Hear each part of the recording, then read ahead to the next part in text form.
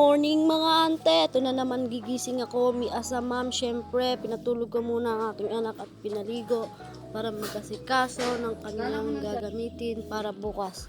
Dahil 3 months na bukas, syempre ayusin natin ang kanyang barrows, syempre bilang nanay. Aayusin ko na rin ang mga damit niya para sa binyag niya. Syempre pag nanay ka na, kailangan gawin mo lahat.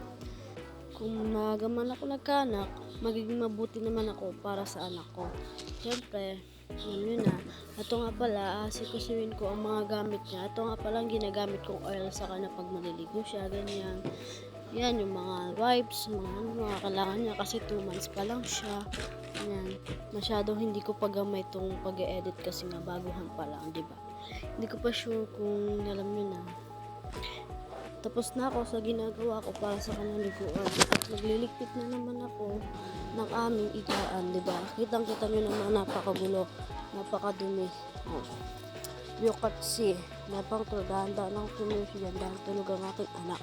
Dahil pag ito'y nagising na naman ha, hindi na naman ako makakakilos. Ayan na naman. Naku, pahirap pa naman matulog ng batang yan. Ayaw pa naman nagpapahiga, gusto na buhat. Si nanay kasi, dahil tapos na akong magligpit, ganyan lang yan, 1, 2, 3, ganyan. Ililipat ko ng aking anak sa kanyang igaan dahil nga pinadede ko siya.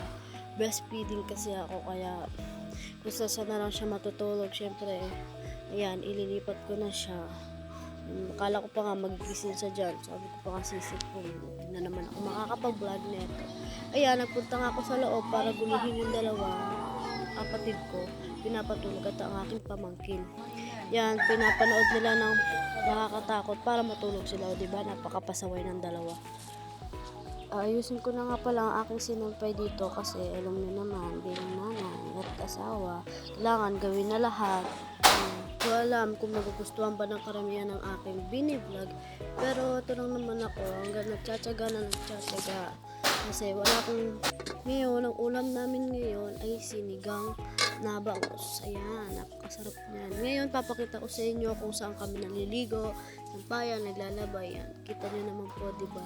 Pakaliit lang ng bayan namin. Papaalam na nga po pala ako. Bye-bye!